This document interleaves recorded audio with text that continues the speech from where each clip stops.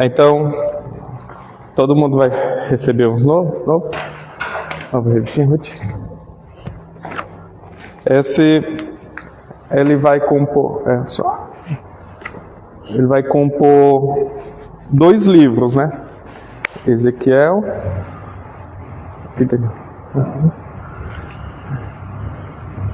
Dá um para os 2 ou quer 2? Não dá. Aí quem não vier tem, nas outras tem outros aqui.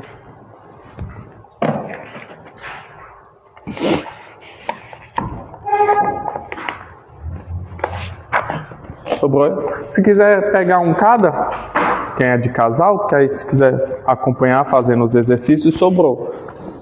Aí depois a gente vê quem faltou. Então, essa revista ela vai tratar 2 livros, Ezequiel e Daniel. O último que nós observamos foi Isaías. Lembrando que Isaías tratou o quê? Questão de período, né? Nós observamos várias matérias dentro do livro de Isaías. Mas Isaías tratou um período pré-exílico, pré-exílio, pré-cativeiro da Síria babilônico, né? E agora nós vamos tratar o período no exílio. Então Ezequiel e Daniel vão pregar já no momento do exílio. Isaías, o que é que ele fez? Ele foi boca de Deus, ele falou no nome do Senhor, proferiu lá suas profecias para o povo, porém ele abordou 3 períodos, mas ele não viveu esses 3 períodos. Ele profetizou pré-exílio, falando com o povo, aí ele profetizou para o tempo do exílio, falando que o povo iria passar, mas ele estava vivendo antes do exílio. Aí ele proferiu palavras para o exílio e ele também proferiu palavras pós-exílio, falando da esperança depois do exílio, do que o povo iria enfrentar depois do exílio. Só que Isaías viveu antes do exílio. Agora nós vamos ver um profeta que ele irá profetizar no exílio, estando no exílio, 2, né? Ezequiel e Daniel, e também ele vai proferir palavras pós-exílio. Mas ele está vivendo nesse período do exílio. Então isso é importante para nós observarmos e ter isso em mente. Que quem está proferindo essas palavras está passando com o povo tudo que você vai ler no livro de Ezequiel e Daniel. É muito importante também, além de ler esses textos que são colocados aqui, se você, ele dá um texto para cada dia da semana, né? Começando domingo a sábado. Mas também você ir acompanhando, principalmente, vamos supor, hoje nós iremos introduzir o livro de Ezequiel. Essa revista é dividida em 2 partes, Ezequiel, e lá no final ele entra no livro de Daniel. Então hoje nós introduziremos o livro de Ezequiel, e quando chegar na parte de Daniel, que é a parte 2 da revista, aí nós faremos a introdução no livro de Daniel. Então aqui tem 13 aulas, mas serão 15 no total. Hein? 13 aulas, mas serão 15 no total. E aí é muito bom, se você não conseguir ler todos os textos que ele dá aqui, que já é bom, o ideal mesmo é durante a semana você ler o que está aqui em cima. Por exemplo, para a semana que vem, Ezequiel 1 a 5, que aí é o que nós vamos ver na aula da semana que vem. Lembrando que sempre essas revistas elas tendem a pegar um tema central em muitos capítulos, então é muito bom você ler e o que é que você faz? Às vezes comprar um caderninho e aí você lendo, você vai tentando identificar em cada capítulo o que é que o livro está falando. Vamos supor, capítulo 1, o que é que me chamou a atenção no capítulo 1 de Ezequiel? Aí eu vou ler o 2, o que é que me chamou a atenção? Não precisa ser, é um caderninho de estudo que você vai ter ao lado da sua Bíblia. Aí você lê o Ezequiel, nossa, isso aqui é interessante. Aí você anota lá, Ezequiel 1 falou sobre isso, Ezequiel 2 sobre isso. E aí vai ficando melhor na sua mente, e aí você pode até trazer, e aí na aula falar, pastor, mas lá em Ezequiel 3, eu li isso aqui e ficou uma dúvida. E aí a aula vai ficando mais dinâmica. Podem falar, perguntar, também contribuir com a aula, se tiver visto vídeos antes, se preparando para a aula. Então a aula ela fica melhor se você, durante a semana, ir se preparando para ela. Essa revistinha você faz nessa semana, já se preparando para a aula de domingo que vem. Então hoje nós introduziremos Ezequiel. Esse é um estudo do... Hoje, reverendo, não sei se na época ele era, Geimar Lima, ele era da igreja de Santa Mara, se eu não me engano, e ele que fez esse estudo. Geimar Lima tem aqui no final. Também outra coisa interessante, que eu abri um parêntese aqui, não tem a ver com a aula, mas nossa editora, ela sempre coloca aqui atrás, né, alguns livros. E nesse daqui, eu acho que essa coleção é nova, colocou aqui um livro do reverendo Bonerges Ribeiro. Esses livros você pode comprar qualquer um do reverendo Bonerges. São muito bons. Ele foi um pastor que nós tivemos, muito fiel. Fiel à Constituição, fiel à igreja, fiel ao presbiterianismo. E todo livro que você puder comprar do reverendo Bonerges Ribeiro, faça esse esforço. O que é que aconteceu? Quem detinha os direitos, até hoje, das obras do reverendo Bonerges, era a família dele, família Bonerges. E aí eles tinham a própria editora que fazia e não tinha muita divulgação, porque era algo familiar. E agora voltou a uma parceria com a nossa editora, e aí agora a nossa editora voltou a publicar os livros dele em parceria com a Fundação JMC. Então, você vai ter todos os livros de novo e eles estão sendo publicados de novo pela nossa editora. Então, o livro que você puder adquirir dele é muito bom. O que está aqui é o Apóstolo dos Pés Sangrentos. Muito bom. Então, vamos hoje introduzir. Aqui, se você for ver, também há uma breve introdução. Depois você pode ler, demonstrando Cristo no livro de Ezequiel. Isso é bem interessante também. Vamos introduzir hoje, então, o livro de Ezequiel. O tema da revista é O Exílio Chegou, mas o Senhor reina. Devemos confiar e entender os propósitos do Senhor, mesmo nos momentos mais difíceis de nossa vida. Então, o tema central do livro de Ezequiel, nós vamos observar, que é sempre trazendo isso à memória. O exílio chegou, mas o Senhor, Ele continua soberano. Então não importa qual situação da sua vida, mas por mais difícil que ela seja, você sempre tem que trazer à memória, ao seu coração, que o Senhor continua reinando. Mas tudo está desabando, estamos numa pandemia, pessoas doentes, o mundo acabando, é o fim do mundo, o que é que está acontecendo? Guerras, rumores de guerras, tempestade, furacão, terremoto. O Senhor reina. Então isso é algo que tem que sempre estar na sua memória. Não importa o que você esteja passando. É algo gigantesco, é algo simples, mas está te incomodando. O Senhor reina. Todos nós passamos por exílios. Nós vamos ver que o exílio, e a gente já viu lá no profeta Isaías, foi algo enviado por Deus para a disciplina do povo. Deus usou outra nação para disciplinar seu povo. Então, por vezes, algo que nós estamos passando, nós temos que ter entendimento se aquilo é algo que Deus está fazendo nós passarmos para nos provar, para nos fortificar nossa fé, fortificar nossa dependência dele, ou é algo que é decorrência do pecado, não nosso, mas do pecado que rodeia o mundo. Mas em toda e qualquer situação reina o Senhor. Introdução do livro. Temas que encontraremos dentro do livro, né, no decorrer desses estudos. A soberania do Senhor sobre Israel e as nações. Então nós observaremos que o Senhor, Ele reina sobre todas as nações e não somente sobre Israel, mas Ele é Senhor de todos, desde sempre. As nações agem segundo o seu querer. Nós observaremos que o exílio babilônico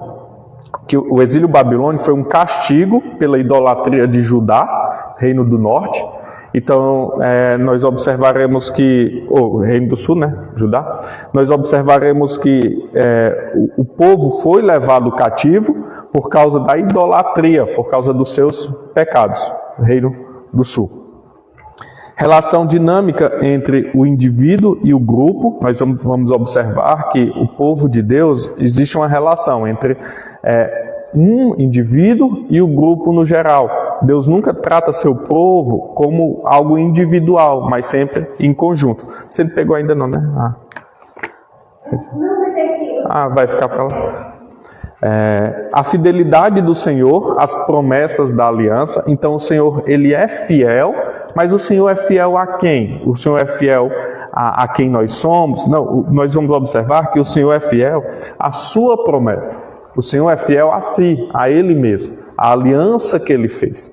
Então o Senhor tem uma fidelidade com Ele mesmo. Por isso que essa fidelidade de Deus, ela é derramada sobre nós. Porque o Senhor prometeu, porque o Senhor falou, porque Ele é o soberano Deus. Então o Senhor falou, o Senhor fez uma aliança com o povo e Ele não quebra essa aliança. Por isso que nós podemos nos refugiar em Deus, confiar na soberania dEle. Por quê? Porque o Senhor não é homem para mentir e nem para se arrepender. Então o que o Senhor falou, Ele cumprirá. Interação misteriosa entre a responsabilidade individual e o julgamento divino. Isso é algo que nós veremos durante o livro, essa interação, né, da responsabilidade humana e da soberania de Deus. Há uma soberania de Deus, há um decreto divino que faz acontecer todas as coisas, mas há também uma responsabilidade do homem. Isso é algo interessante, uma das doutrinas que a gente mais quebra a cabeça para tentar explicar. Vai ser muito bom se a compreensão for plena disso. Por quê? Muito nós questionamos, mas espera aí, é o Espírito, vamos supor, pegando um tema do Novo Testamento assim, é o Espírito que me santifica ou eu que tenho que me santificar?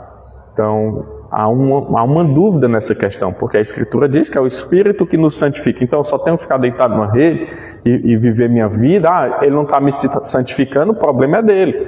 Então, eu estou indo para o exílio, mas Deus decretou isso na eternidade. Então, o que é que eu poderia impedir eu ir para o exílio? Então, isso é um tema muito bom, que às vezes a gente está lendo e ronda a nossa cabeça, né? Por exemplo, outro tema que pode ser incluído aqui, que nós não veremos em Ezequiel, mas só para colocar um besourinho aí para pensar, que envolve essa questão da soberania de Deus e da responsabilidade do homem, o endurecimento do coração. Às vezes a Escritura diz que o coração de Faraó foi endurecido. Peraí, e aí Moisés não ia pedir para libertar o povo e Deus endureceu o coração de Faraó? Então a culpa é de Faraó ou é de Deus? Então isso é algo que também nós vamos ver assim, temas parecidos com esse de Faraó, não vai ser tratado, mas que geram dúvidas, assim, às vezes na nossa leitura, e nós vamos entender a soberania de Deus e a responsabilidade individual de cada um. Qual é essa interação desses dois temas? A gente vai ver também a restauração de um novo Israel sob a liderança davídica. Então, Deus promete, desde lá de Isaías, nós observamos, um rei da linhagem de Davi. E ele promete uma nova Jerusalém, um novo Israel. Ezequiel também vai trabalhar esse tema, pós-exílio. Então ele está no exílio e vai falar de uma restauração de Israel e ele vai falar de uma liderança vinda da linhagem de Davi. Então, ainda introduzindo ainda o livro. Ezequiel era sacerdote, filho de Buzi, da descendência de Zadok. Vamos abrir lá em Ezequiel. Ezequiel depois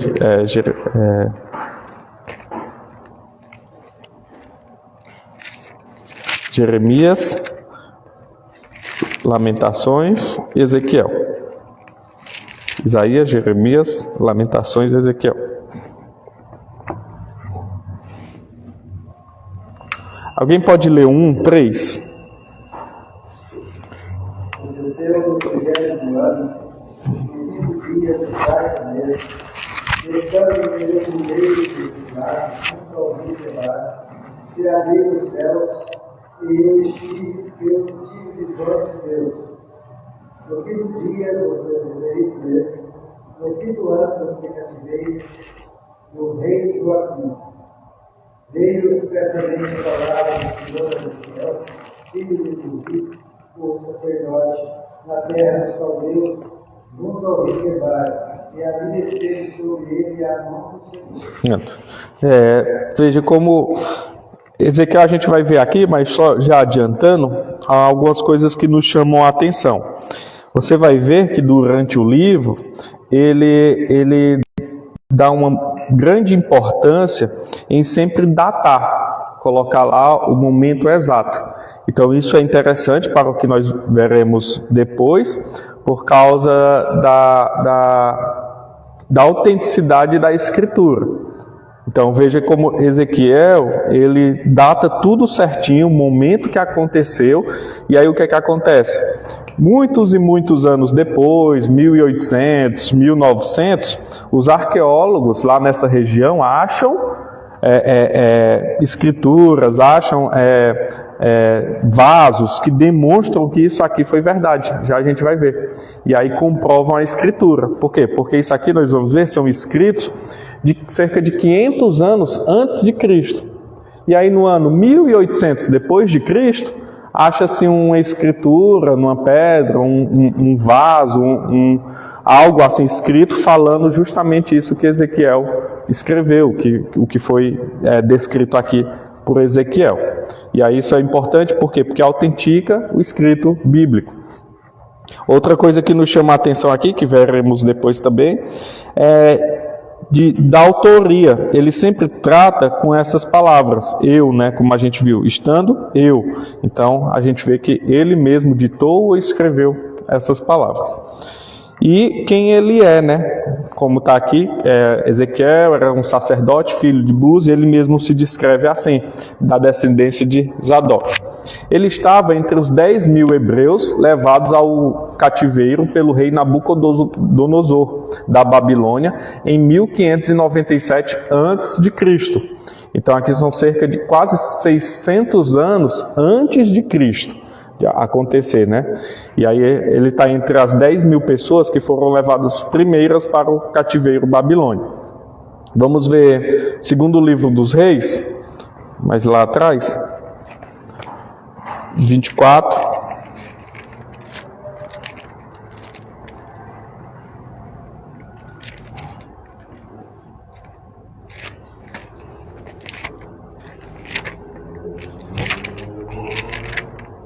Segundo livro dos reis, 24. Do 10 ao 17, vai contar essa história. Eu vou ler aqui rapidinho. Lembrando sempre, você está vendo Ezequiel, ele acontece quase que paralelo. O contexto de Ezequiel está no livro dos reis. Então o livro dos reis ele está introduzindo o momento ali que está sendo levado para o cativeiro. O livro dos reis termina como? O povo sendo levado cativo. E então entra Ezequiel. Então para entender o que está acontecendo ali, o contexto de Ezequiel, nós temos que se dirigir ao livro dos reis, ao primeiro e segundo reis. Naquele tempo subiram os servos de Nabucodonosor, 24:10. Rei da Babilônia a Jerusalém, e a cidade foi cercada. Nabucodonosor, rei da Babilônia, veio à cidade quando seus servos a sitiavam. Enquanto subiu Joaquim, rei de Judá, e encontra-se com o rei da Babilônia, ele, sua mãe, seus servos, os seus príncipes e os seus oficiais, e o rei da Babilônia, no 8º ano do seu reinado, o levou cativo.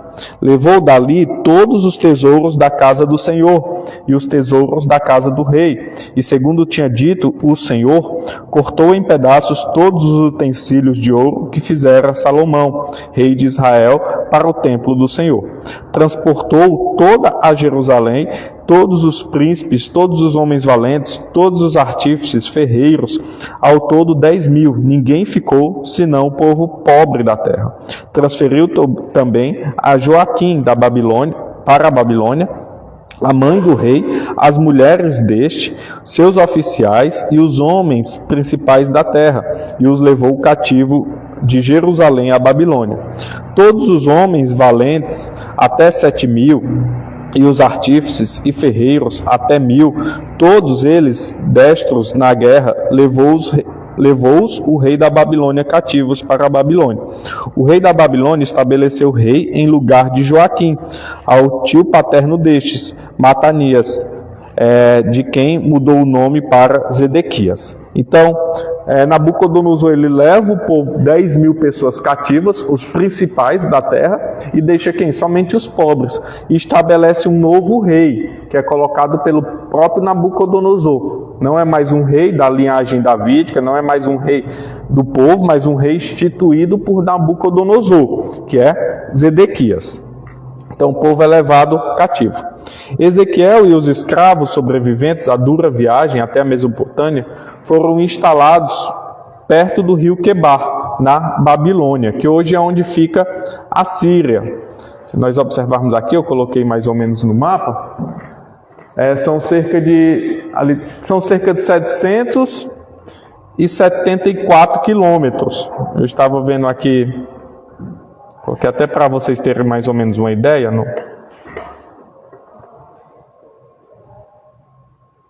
no mapa, não dá para ver direito. Então, eles saíram de Jerusalém, aqui embaixo, em Israel, e foram até lá na Síria, quase com o Iraque, ali do outro lado. Então, eles andaram cerca de 774 quilômetros, que dá mais ou menos, eu coloquei aqui para nós termos uma ideia, como daqui de Itaporanga a Búzios, você andar a pé, esse período, daqui de Itaporanga a Búzios. Então, foi o percurso que eles fizeram, cerca de 10.000 pessoas, né, andando, lembrando que eles caminhavam mais à noite, por causa do sol escaldante, eles não tinham ali muitos mantimentos, porque eles estavam sendo levados cativos. Então, cerca de 10.000 pessoas fizeram esse percurso a princípio. No final, a total de pessoas que foram levadas, aqui é uma imagem mais ou menos demonstrando essa caminhada. Foram cerca de 50.000 pessoas levadas, né, com o passar dos anos. Ezequiel, vai ser demonstrado no seu livro que Ezequiel tinha uma esposa, mas também fora dessa informação, nós não sabemos muito sobre a vida dele antes do seu chamado. Nós não sabíamos como ele vivia lá em Jerusalém, quem ele era, o que ele fazia antes de ser levado cativo. Sabemos que ele estava entre esses 10.000 que foram levados cativos para Babilônia. Se observarmos aí o Ezequiel 24:16... Vamos ver lá no livro de Ezequiel, vai ter essa informação. 24:16. Alguém pode ler?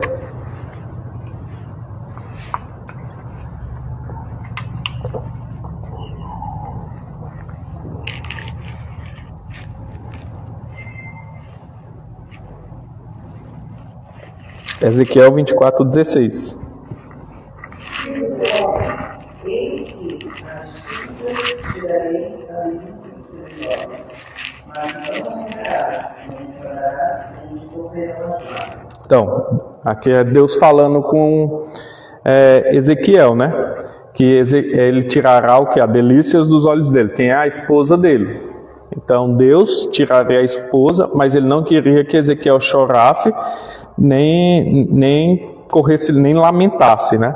E aí, às vezes é algo duro que Deus faz para quê? Lá na frente a gente vai ver, também adiantando um pouco, mas nos estudos a gente vai ver. Verso 24, pode ler, Jaque? Continuar? O 24. Assim lhes servirá Ezequiel de sinal, segundo tudo que ele fez, assim fareis. Quando isso acontecer, sabereis que eu sou o Senhor Deus. Então Deus vai fazer, olha a forma que Deus vai agindo, ele vai fazendo isso para demonstrar a relação do povo com ele. Isso é interessante, ele tira a delícia dos olhos de Ezequiel e aí ele vai demonstrar a relação do povo com Deus, né? Ele vai fazendo dessa forma. Então Ezequiel era casado, ele tinha uma esposa, mas nós não temos mais muitas informações sobre ele. O significado do nome Ezequiel, que é descrito assim, em hebraico, Yegez, El. Tudo que tem El no final, gente, é de Deus, né? Todo nome que tem Ezequiel, Natanael, tudo é algo de Deus. El é Deus, né? De Deus, para Deus. Então, Deus fortalece. O que o nome Ezequiel significa, Deus fortalece. O nome lembra o tema central do livro. Todos os profetas, eles vão ter mais ou menos essa ideia. O profeta traz o nome do tema central que ele está tratando. Então, o tema central, assim, o que nós veremos, o que nós devemos entender, é justamente esse: Deus fortalece, que tem a ver com o exílio chegou, mas o Senhor reina. Então, Deus fortalece seu povo no meio do exílio. Então, Ezequiel, ele vai trazer uma mensagem de fortalecimento. O povo está lá abatido, o povo foi levado cativo, foi levado preso, o povo está lá sendo humilhado. Nós vamos ver que alguns do povo estão sendo humilhados e estão sofrendo, outros vão estar prosperando. E aí Ezequiel chega com a mensagem de fortalecimento. Então, o nome Ezequiel significa Deus fortalece. E ele profetiza cerca de 22 anos. O seu ministério dura 22 anos. Do início do seu livro até o final, cerca de 22 anos. A composição do livro. O livro traz um estilo autobiográfico. Por vezes, Ezequiel usa pronomes pessoais, como eu tinha falado lá no capítulo 1, como eu, me ou meu, demonstrando sua autoria do livro. Então, por diversas vezes, você vai ver que ele está escrevendo. Logo no verso 1 do capítulo 1, a gente já vê, né? Estando eu no meio dos exilados. Então, é uma autobiografia, ele vai falando os seus feitos. O que ele proferiu, o que ele viveu, as suas profecias, as suas pregações para o povo. Como se ele estivesse fazendo uma autobiografia no seu livro. Há outros momentos que a gente pode ver isso também, principalmente do capítulo 2, do verso 1 a 10, ele vai usar muito isso. Se referindo a ele mesmo, né? Normalmente, o próprio profeta não escrevia, ele não sentava lá com a sua pena, com o seu pergaminho, e ele iria escrevendo. Eu preguei, agora eu vou escrever. Mas normalmente os profetas eram acompanhados de um ou mais discípulos. Existe uma casa de profetas. Então Ezequiel devia ser ali o maior, mas ele carregava discípulos aspirando a ser profetas juntamente com eles. E aí eles eram chamados de amanuenses, que eram os que escreviam o que ele falava. E ele, então, o que é que essas pessoas que seguiam o profeta faziam? Eles iam escrevendo sobre a vida do profeta. Então, o profeta recebe uma mensagem de Deus, e aí o seu discípulo iria lá, enquanto ele pregava, escrevia depois compilava essas várias mensagens e formavam um livro. Então, este livro, ele não sentou e foi escrevendo, capítulo 1, capítulo 2, mas são momentos da sua vida em que seus discípulos escreveram o que ele estava pregando. Isso era uma prática muito comum no Antigo e no Novo Testamento. Se observarmos Jeremias, eu vou abrir aqui. Jeremias 36:4, o próprio Jeremias vai falar isso. Então, 36:4. Então Jeremias chamou a Baruque, filho de Nerias. Escreveu Baruque no rolo, segundo o que ditou Jeremias. Então isso era muito comum. Baruque era o discípulo de Jeremias, e aí Jeremias ditava e Baruque escrevia. Era algo comum. Também no Novo Testamento, se abrirmos lá em Romanos 16:22. Vou ler do 21 para vocês entenderem. Aqui é o final do livro de Romanos, né, as saudações. Sauda-vos Timóteo, meu cooperador, e Lúcio, Jason, Sosípatro, meus parentes. Eu, Tércio, que escrevi esta epístola, vos saudo no Senhor. Quem escreveu Romanos? Foi Tércio, não foi Paulo. Paulo ditou, Paulo falou e Tércio escreveu. Isso era muito comum. Por quê? Porque era um discípulo dele. Então, eles eram homens, grandes homens, profetas, apóstolos. Então, eles ditavam, eles falavam, eles pregavam, e o discípulo ia lá com cadernetinha e não perdia uma palavra. Então, eles que escreviam. Isso era muito comum. Então, provavelmente um discípulo de Ezequiel escreveu este livro, né? Mas a autoria é de Ezequiel. Ezequiel que essas palavras, tudo, eles só tinham esse trabalho de copiar certinho o que ele estava falando. A data do livro de Ezequiel pode ser determinada pelas evidências internas. Por isso que é tão importante atentarmos para essas datas que Ezequiel dá. Por exemplo, capítulo 1. Aconteceu no 30º ano, no 5º dia do 4º mês. Então, essas datas são muito importantes para o quê?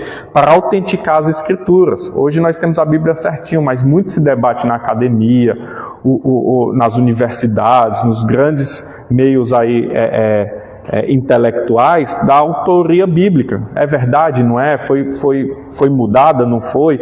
Isso aqui é falso, essa escrita é falsa. Não foi Ezequiel, foi alguém, sei lá, 1000 anos depois de Ezequiel que escreveu. Mas as datações é o que autenticam. Por quê? Porque aí justamente tem uma data, tem um dado histórico. Então eu posso buscar se aquilo de fato aconteceu. Aí como é que eu busco? Aí vai uma universidade, lá num sítio arqueológico, está desenterrando lá, acha uma cidade, acha um escrito e vê que realmente, de fato, esse rei Nabucodonosor existiu, que de fato esse rei Joaquim existiu, um rei de Judá, que de fato esse rei foi levado para a Babilônia. Então diz, então Ezequiel não está mentindo. Então Ezequiel é verdade. E veja então como o texto bíblico é verdadeiro. E aí é a ciência autenticando a palavra de Deus. Por isso que é tão importante essas datações. Foi providência de Deus serem colocadas, né? Então Ezequiel ele data cerca de 13 mensagens em seu livro, né? O primeiro pronunciamento que diz respeito ao seu chamado, que está aqui logo no verso 1, capítulo 1, é datado, então acontece, esse chamado de Ezequiel, o capítulo 1 está acontecendo no ano 539 a.C. 539 a.C. Lembrando que antes de Cristo, o tempo é contado decrescente. 539 a.C. e sua última mensagem datada, não ao último capítulo do livro, mas a última mensagem que ele data, que está lá no capítulo 29, verso 17. Olha só, essa é a última mensagem datada, 29 e 17. No 27º ano, no mês primeiro, no primeiro dia do mês, veio a minha palavra do Senhor. Essa, 29 e 17, acontece em 571 a.C. Então, Ezequiel é chamado no ano 593 e a última datação do seu livro é em 571 a.C. Então, essas datas são muito importantes para o estudo bíblico, para o entendimento e para também a autenticação histórica. O que é que se passa no contexto de Ezequiel, né? O que é que está se sucedendo? Olha, a gente já viu que sempre tem que olhar para o livro 2 Reis, mas resumindo, não precisa abrir lá. Manassés o rei Manassés oficializa o culto a Baal em Judá.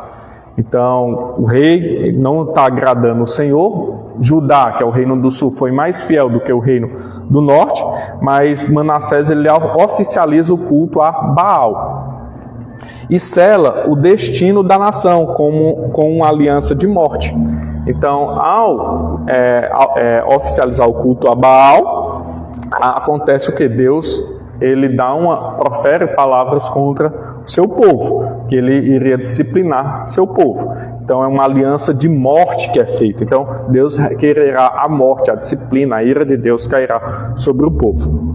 Josias, neto de Manassés, depois Manassés morre, vem Josias, depois, segundo reinado, neto de Manassés, promove a última tentativa de restauração de Judá. Então Josias ele foi um bom rei que tentou retornar que Judá se voltasse somente para o Senhor. ele impulsiona o reavivamento espiritual, depois que do sacerdote Hilquias achar o livro da lei, provavelmente Deuteronômio.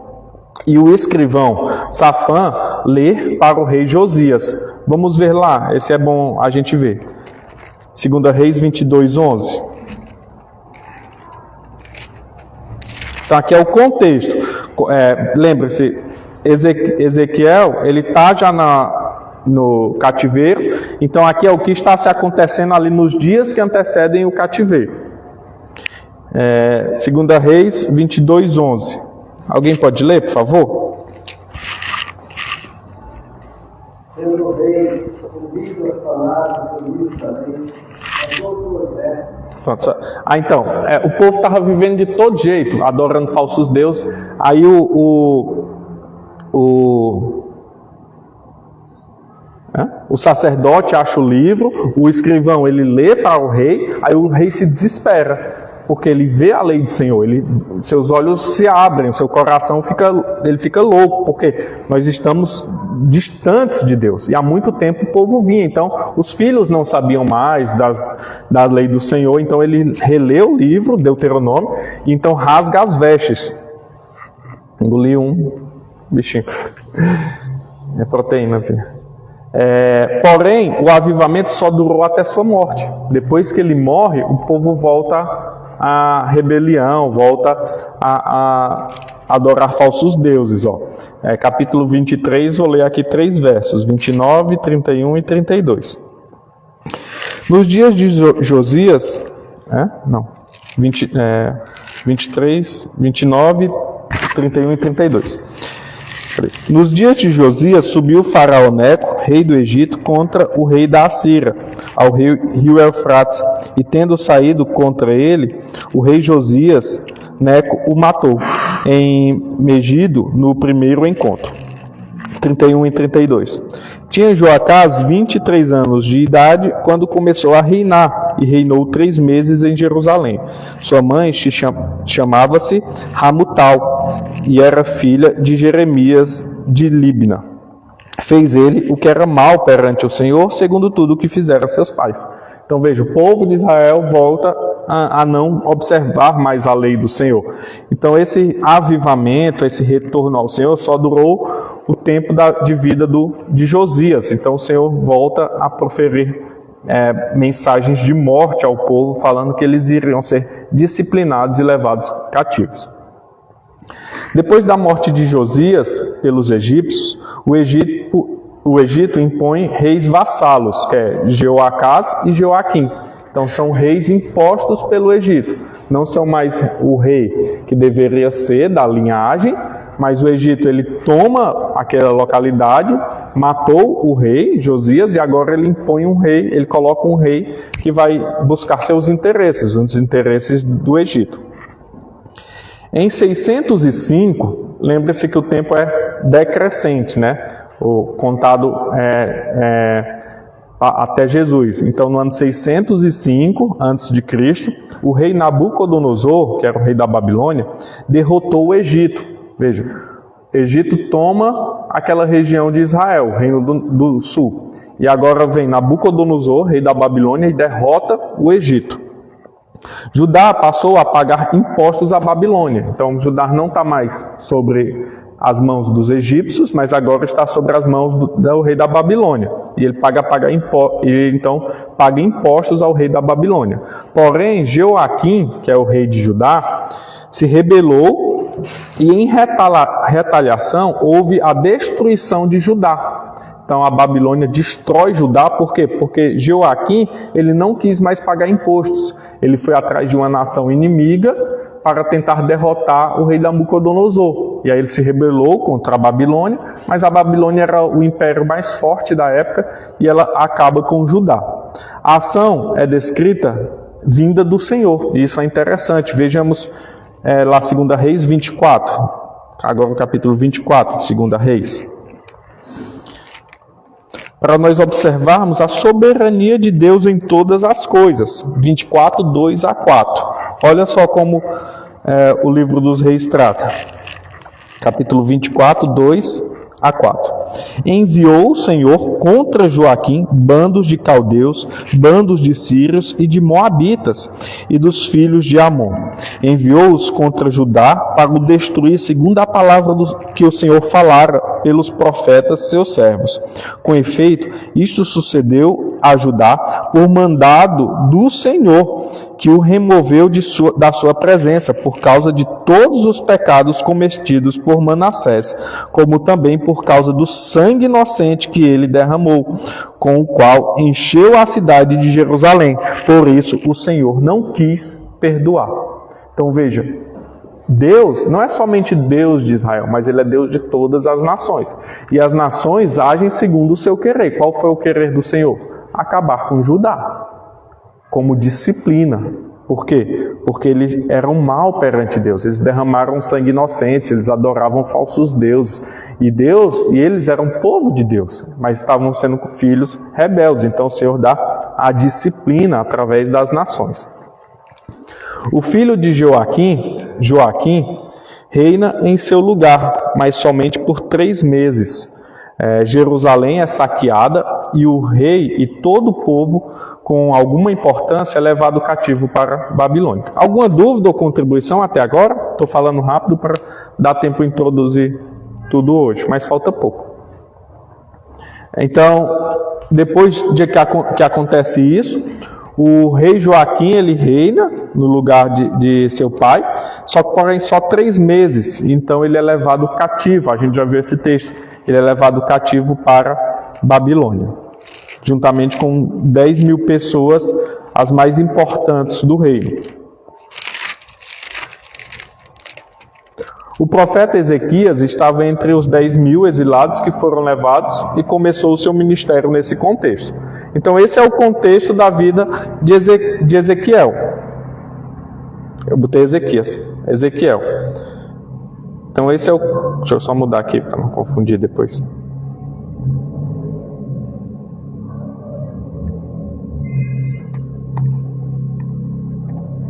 Então esse é o contexto da vida de Ezequiel. Era uma nação, a nação de Judá estava problemática, o povo de Deus estava problemático, o povo de Deus ia ser disciplinado pelo povo. O rei da Babilônia, ele leva todas as pessoas importantes, artífices, estudiosos, o rei, a corte real para Babilônia, e Ezequiel está no meio desses. Por quê? Porque ele era profeta, ele era um sábio lá de Judá, né? Então ele leva. E isso era o típico das nações inimigas, nas nações dos impérios daquele período. O que é que eles faziam? Eles não queriam o povo pobre, os vassalos.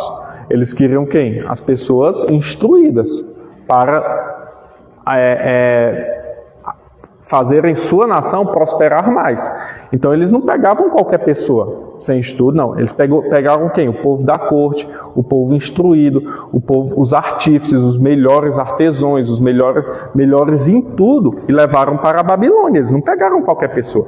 Por quê? Se eles levassem só mão de obra barata, só braço, isso não ia prosperar a nação deles. Aí o que é que eles queriam? Levar o povo que tinha capacidade de fazer a nação prosperar. Então é isso que eles fizeram. Eles levaram primeiramente 10 mil instruídos, e os pobres eles deixaram lá. Que é algo interessante para nós, que fala do cativeiro, né? Agora já nós observamos o contexto que levou eles para o cativeiro, e Ezequiel junto, e algumas comprovações interessantes desse cativeiro, né?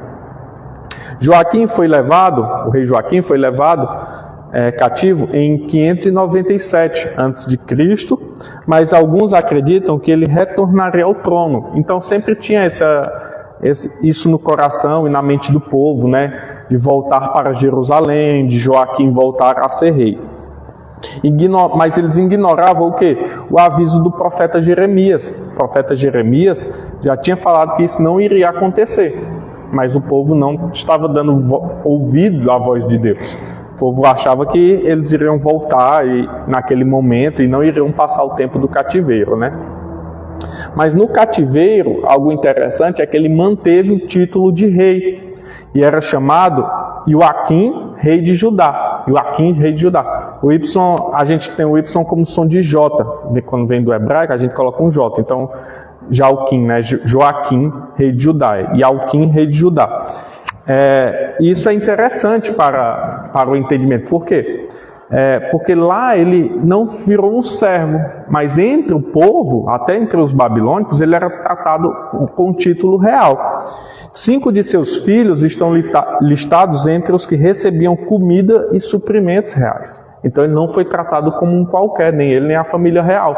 Eles recebiam suprimentos. E como é que a gente sabe disso? Está na Bíblia? Não. Está em achados arqueológicos que comprovam a escritura. Foi achado essa pedra, que é chamado as tábuas, né? Não tem as tábuas da lei? Nesse período não tinha um papel, um pergaminho, couro, poucos escritos em couro. A maioria dos escritos são datados, eram escritos em pedras. As tábuas da lei que Moisés recebeu eram assim, pedras, né? 2 pedras. Então as nações, principalmente os povos babilônicos, assírios e o povo de Israel, seus primeiros escritos são assim, em tábuas, em pedras, né? E aí eles iam cravejando nas pedras. E aí nessa pedra foi achada em 1899 e foi traduzida em 1930, escrito babilônico. E aí o que é que ela diz? Olha só, isso, a gente está falando de um acontecimento de 600 anos antes de Cristo, e aí um achado arqueológico, um século atrás, mais ou menos, né? Que foi traduzido mais ou menos um século atrás, diz assim, 10 sila de óleo, né? 10 quantidades de óleo para o rei de Judá Joaquim. 2,5 para os descendentes do rei de Judá. Quer dizer, olha um tratamento que eles tinham à parte. Então, um achado babilônico demonstrava que o rei Joaquim de fato existiu, de fato ele foi levado como cativo babilônico. Então isso é um achado de 1800 que comprova a história bíblica. É assim que a história vai comprovando a Bíblia. Isso é muito importante para a gente. Porque está aqui um escrito a gente está vendo Ezequiel, 600 anos antes de Cristo. Então, 2.625 anos atrás, mais ou menos. E aí, um achado de 1800 comprova que o que está escrito aqui em Ezequiel foi verdade. Que um rei Joaquim foi levado de Judá cativo para a Babilônia, que foi tratado de forma diferente dos outros escravos.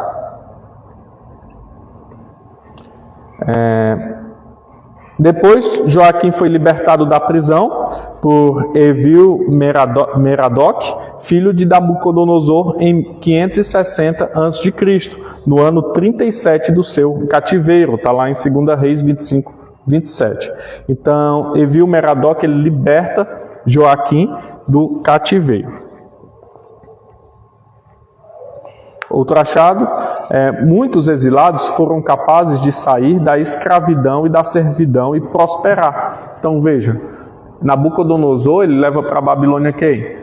O povo instruído da terra de Judá. Judeus, eles povo de Deus. Mas como é que eles vivem lá na Babilônia? Às vezes a gente pensa, eram escravos, igual a gente teve no Brasil, teve na Europa. Eram escravos só, igual a gente vê nos desenhos, carregando lá as coisas do Egito, aquelas grandes pedras sendo chicoteados. Não, eles chegaram na Babilônia como escravos, como servos, sofreram, mas alguns dentre o povo começaram a prosperar e muito. Eles começaram a ser alguém no meio da Babilônia. Mas aí o que é que isso trouxe? Trouxe uma conversa com a cultura babilônica que também não agradou o Senhor. Muitos foram capazes de construir suas próprias casas, plantar jardins e criar suas próprias colheitas, demonstrado lá em Jeremias 29, que quando eles estavam no cativeiro, eles prosperaram. Outros tiveram sucesso nos negócios locais e questões comerciais envolvendo todo o país da Babilônia, do rei Nabucodonosor. Então eles chegaram a cargos altos, os judeus. Eles foram levados cativos, mas lá eles prosperaram. E aí como é que a gente sabe disso? Como é que está na Bíblia? Como é que a gente sabe disso? Registros arqueológicos das ruínas da cidade de Nippur, que fica naquela região da Síria, mostram os nomes de muitos judeus associados com a influente casa bancária de Marachu. Então, existia uma casa bancária na Babilônia, banca é coisa antiga, e essa casa dos filhos de Marachu é chamada, e aí demonstra lá nesses escritos, que são esses aqui, ó, como eu disse, eram escritos em tábuas, né, em pedras, e aí demonstra nomes judeus, nomes importantes de descendência judaica e não babilônica, de pessoas que tinham muito dinheiro na Babilônia. E aí quem eram alguns desses? Judeus, que foram levados cativos, mas prosperaram na Babilônia. Isso é muito interessante. Por quê? Porque eles não viviam somente como escravos sofredores, mas muitos chegaram a cargos altos na Babilônia. Então esse achado aqui, também mais ou menos daquele mesmo período que a gente viu, 1899, demonstram isso. Isso aqui são inscrições dos filhos de Marachu, são inscrições como se fosse de um banco. Nos bancos não tem lá quanto entrada, saída e tudo. Então esses achados eles demonstram isso. Essa prosperidade dos judeus no cativeiro eles chamavam de Golá, cativeiro babilônico, explica o porquê, comparativamente, poucos levaram vantagem da oportunidade de retornar à sua terra natal. Então aí a gente entende, porque depois, quando o povo decide voltar, quando Deus abençoa para o povo sair do cativeiro, alguns reclamam. E aí, como a gente viu lá nas pregações em Ageu, o povo construindo lá o templo fica desanimado, constrói suas casas, se preocupa com suas casas. Ageu é pós-exílio. E aí alguns até ficam na dúvida se sai da Babilônia, se volta. Por quê? Porque eles prosperaram. Então, e eles já estão ali dentro da cultura babilônica.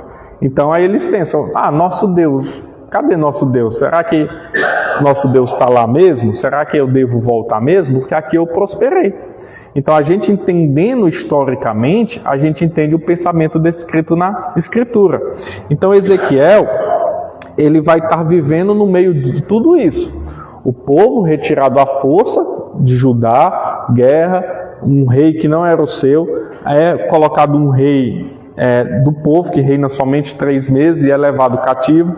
Esse povo está no meio do cativeiro, muitos sofrendo, muitos prosperando, e aí Ezequiel vai dar início a seu ministério, demonstrando que o Senhor é forte em qualquer situação e que o Senhor tem uma promessa de retorno e de prosperidade na cidade dele, em Jerusalém, né? Esses escritos aqui, dos filhos de Marachu, documentos de Marachu, filhos de Nippur, datado do rei Dário II, de 424 a 404 antes de Cristo. Então, esses achados aqui são de 400 anos antes de Cristo. Os filhos de Nippur, documentos de Marachu, documentos bancários. Interessante isso. Então, é esse o contexto de Ezequiel, o que está se passando. 10 mil pessoas levadas, Ezequiel no meio, o povo naquele vucu-vucu, naquele negócio sem entender nada. Um povo vai prosperar, outro povo vai sofrer. Um povo quer voltar, o outro povo que está prosperando não quer voltar. E Ezequiel pregando no meio desse povo. Aqui eu coloquei um breve esboço, o que nós iremos ver. O livro é dividido em 3 partes, aí finaliza com isso. Ele vai ser dividido em 3 partes. Eu não coloquei os capítulos, que ainda não vi como é que ele vai tratar aqui na nossa revista. Mas ele vai começar com a profecia contra Jerusalém. 1/3 do livro é profecia contra Jerusalém. Segunda parte do livro, profecia contra as nações. E a terceira parte é a restauração de Israel. Israel restaurado, é o povo retornando às promessas de retorno e da bondade de Deus para seu povo. Então essa é a introdução do que começaremos a ver semana que vem, né? Semana que vem, então, a primeira aula é destruição e reconstrução. Aí nós observaremos até o capítulo 5 de Ezequiel. Tudo bem? Alguma dúvida ou contribuição? Falei muita informação. Depois eu vou ver se eu faço um resuminho disso e jogo no Instagram. Se você quiser depois folhear lá, vai estar tudo lá. Que aí dá uma revisada na aula pelo Instagram. Tudo bem?